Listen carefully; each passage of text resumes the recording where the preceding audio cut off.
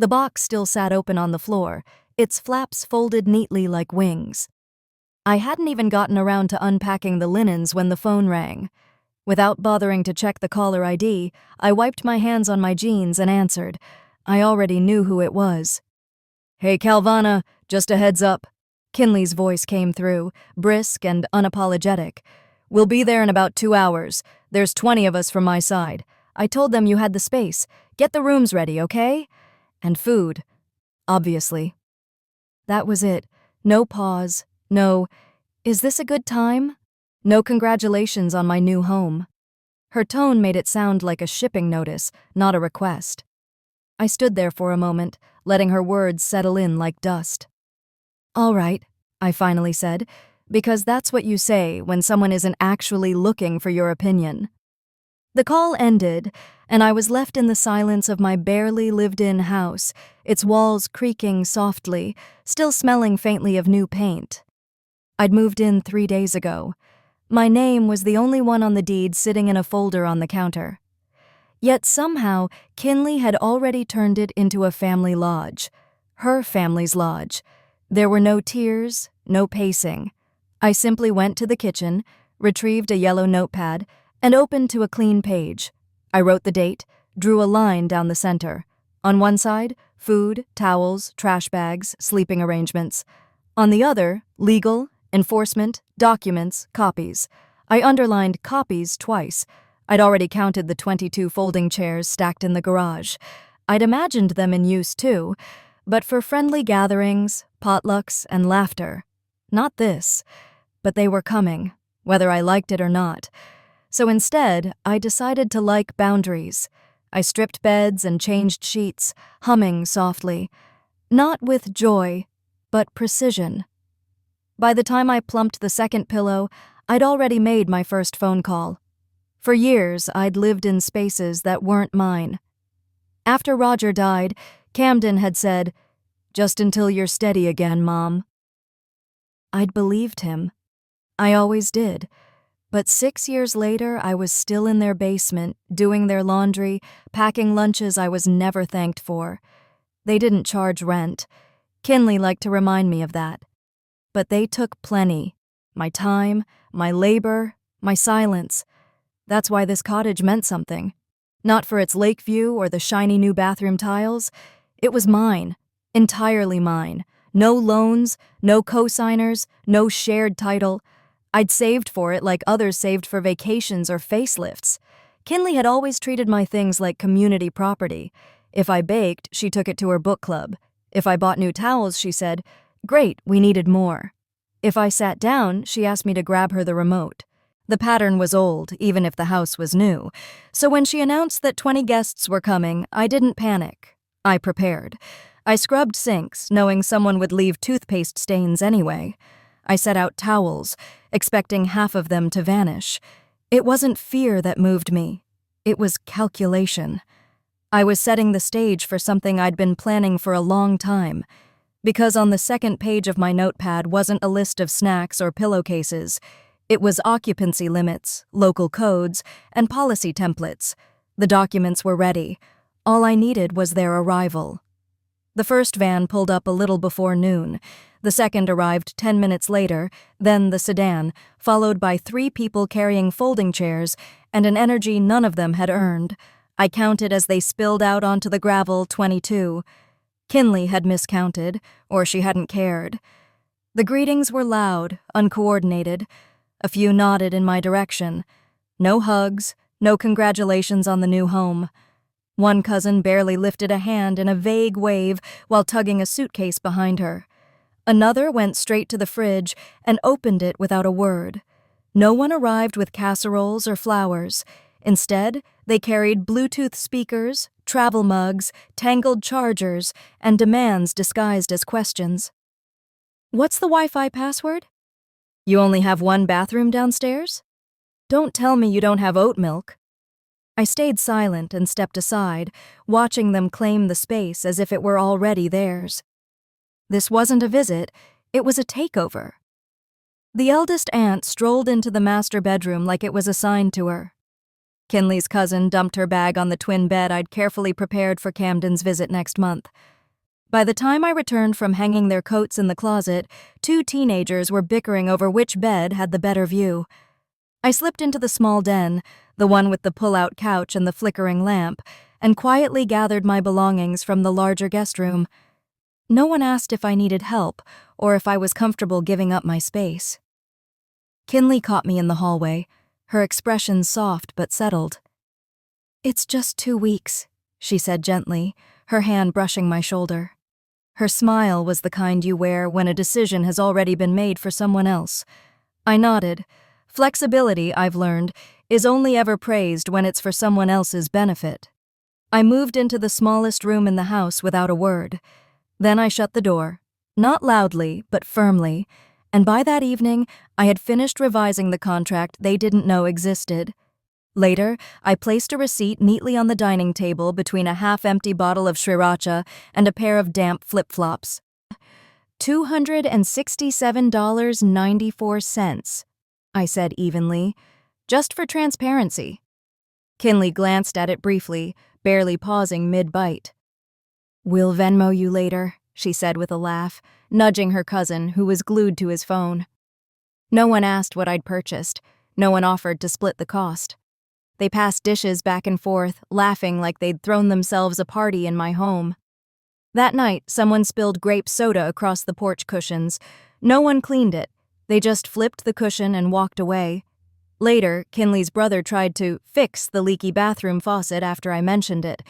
10 minutes later, there was a loud snap, followed by muttered swearing about cheap fixtures. By the third night, the house smelled like greasy takeout and spilled beer. Music played at midnight from 2 separate rooms. My knives had been rearranged in the kitchen drawer. The toilet paper holder had been ripped out of the wall. I stopped asking questions. Instead, I documented everything. I wiped down counters, swept crushed trail mix from the hallway carpet, and replaced a cracked plate with one from the backup set I'd hidden in the highest cupboard. They'd brought their noise, their chaos, and their appetite. But what they truly brought was entitlement. By day 5, I stopped waiting for a Venmo transfer. I stopped waiting for respect. I stepped out onto the porch, which still smelled faintly of artificial grape, and retrieved the folder I'd tucked under the gardening gloves. My hands didn't hesitate as I dialed. "Mrs. Marish?" A calm voice answered after 3 rings. "Are you ready?" "Yes," I said. "I'm done hosting." She asked if the paperwork was ready. I told her yes. It was already stacked neatly on the buffet table, right beside the receipt no one ever touched. By sunrise, I was awake. The house was unnervingly quiet, the kind of silence that follows overfilling a space. Too many shoes lined the entryway. Too many voices still seemed to echo faintly from the night before. I taped 2 signs to the front door.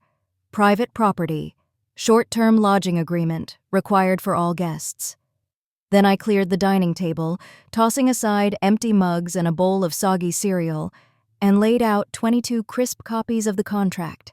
Each page detailed the same 3 items, $140 per person per night.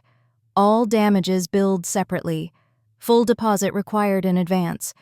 I placed a pen beside each stack. When Kinley came downstairs, she wore an oversized hoodie that wasn't hers. Her eyes swept over the notices on the door, then landed on the papers covering the table. "What is this?" she asked, her voice thick with sleep. "A lodging agreement," I replied evenly. She gave a sharp, incredulous laugh. "Okay. Funny." But when she picked up a sheet, scanned it, and looked back at me, her laughter faltered. "You're serious?" I didn't answer. Instead, I calmly walked to the front door, turned the lock, and stepped aside. Right on time, Deputy Clem's patrol car rolled up the driveway. We'd spoken twice already that week, once regarding noise complaints, and once about the legal occupancy limits for residential homes. Clem stepped through the doorway, nodding politely as his eyes swept over the crowded living room. "Morning," he said. "This the group?" Kinley's face drained of color. "You called the police on your own family?" "No," I corrected softly. I called the county. This is enforcement. Camden appeared behind her, still groggy, rubbing his eyes. He didn't speak, but I saw the understanding settle on him. He noticed the contracts, the receipts, the carefully built paper trail proving this wasn't impulsive. Deputy Clem cleared his throat. Everyone here will need to sign the agreement or vacate by tonight. Kinley's hands trembled as she dropped the page like it was burning her fingers. You're unbelievable. You're welcome to stay, Kinley, I said calmly. But not for free. Not anymore. Her voice cracked. You're not actually going through with this, are you? I didn't blink. I am. I handed Clem a folder filled with labeled documents, the recorded call, time-stamped texts, neighborhood ordinances. Every detail was prepared. Camden stepped forward, arms crossed, his voice tight. Mom, come on, this isn't necessary. They're just staying a few days. Actually, Clem interjected, flipping through the evidence. It's completely lawful. You were informed verbally and in writing. These aren't guests. They're unauthorized occupants. Someone muttered, crazy old woman, under their breath. Another scoffed. Gwen, Kinley's aunt, stepped forward, furious. You think you can charge us like an Airbnb? We're your family. I turned and met her glare. No, you're Kinley's family. You've never sent me a birthday card, never invited me anywhere, and I've spent the past 5 days cleaning up after all of you. Camden's face flushed with guilt, his jaw tight as he chewed at his cheek. He knew he couldn't fix this. I passed Clem another stack of evidence, text messages, emails they'd ignored, every page numbered and flagged. Kinley stared at me like I was a stranger. She really recorded the call, she murmured. Yes, I answered flatly. I did. Silence swept through the room like settling dust. The joking stopped. No one asked for the Wi-Fi password. No one assumed I'd be cooking breakfast. I crossed the room, unlocked a drawer, and retrieved the deposit slips. Shall I start collecting signatures? Clem asked. I didn't smile. I just nodded. And as I reached for another pen, I heard the faint, frantic sounds of someone packing upstairs. By sunset, the driveway was alive with shuffling luggage, slamming trunks, and hushed, angry voices. Vans were crammed full again, pillows wedged against windows, folding chairs shoved between duffel bags. A flower pot was knocked over on the way out, no apology given. A teenage cousin leaned out a car window as they pulled away, yelling, "You'll die alone!" I didn't flinch. I didn't blink. I stood at the gate, clipboard in hand, its weight heavy, not with paper, but with the satisfaction of finally choosing myself. Camden walked to the car, Kinley trailing behind him with her arms crossed, lips pressed into a thin line. She wouldn't meet my eyes until she reached the sidewalk. You made this hostile, she said, her words striking like a final blow. I looked at her and said calmly, No, I just made it clear. Camden avoided my gaze, slipped into the car, and shut the door without a word. I stood there, motionless, as the vans and sedan rolled away, disappearing around the curve at the end of the street. The wind caught the edge of the notice still taped to the front porch, lifting it slightly before letting it fall again. I turned back toward the house, opened the door, and stepped inside. No voices, no footsteps echoing overhead, no music bleeding through thin walls, just silence. I set the clipboard on the kitchen counter, traced a finger along the ring of dust where someone's soda cup had been left, and carried the trash outside. Then I lit a candle I'd been saving for when the chaos ended. Its soft flicker cast dancing shadows across the clean tiles. For the first time in more than a week, I sat at my dining table, not to tally receipts, not to jot notes or draft warnings, but simply to sit. And the quiet wasn't empty. It was rich, full of everything they hadn't managed to take with them: dignity, calm, space that was mine again. I drew in a long breath, then reached for the envelope Camden had left behind. It wasn't sealed. The handwriting was neat, deliberate, the same style he used in school when he didn't want to lose points for smudging. "I hope one day you see how cold this was." That was all it said. No signature, just that single sentence, written like it was meant to have the last word. I didn't cry. I didn't search for hidden tenderness between the lines. Instead, I folded the paper twice and slipped it into the fireplace. The flame caught quickly, curling the page inward like it wanted absolution. I didn't grant it. I wandered through the house afterward, taking in the aftermath. Towels lay crumpled on the floor. A forgotten makeup bag, tipped sideways, left powder dust coating the guest sink. Beds were unmade, sheets half pulled from the corners. Someone had abandoned a slice of pizza crust on a windowsill. I didn't pick up a thing. Instead, I made one last phone call. By noon the next day, a cleaning crew arrived. 2 kind women, efficient and wordless. I made them tea, left them to their work, and documented everything. Every stain, every broken item, every mess. I took photos, marked damages, and logged the hours. Then I sent Kinley a detailed invoice, attaching a clear scan of the rental agreement she had signed with her impatient scrawl. The subject line was simple: "Final statement for your stay." No emotion, no guilt, just numbers, policies, and boundaries, the very things she'd dismissed when she assumed none of this applied to her. It wasn't revenge. It was balance.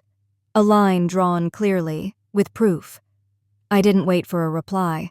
I closed the laptop, poured a strong cup of coffee, and sat by the window overlooking the gravel path. The pale morning sky looked like a blank page. When I opened my drawer to file the receipt, I noticed the untouched stack of welcome cards I'd bought before they arrived. Still wrapped, still pristine, still mine. A week slipped by quietly. No texts, no knocks on the door, no cars pulling into the driveway unannounced.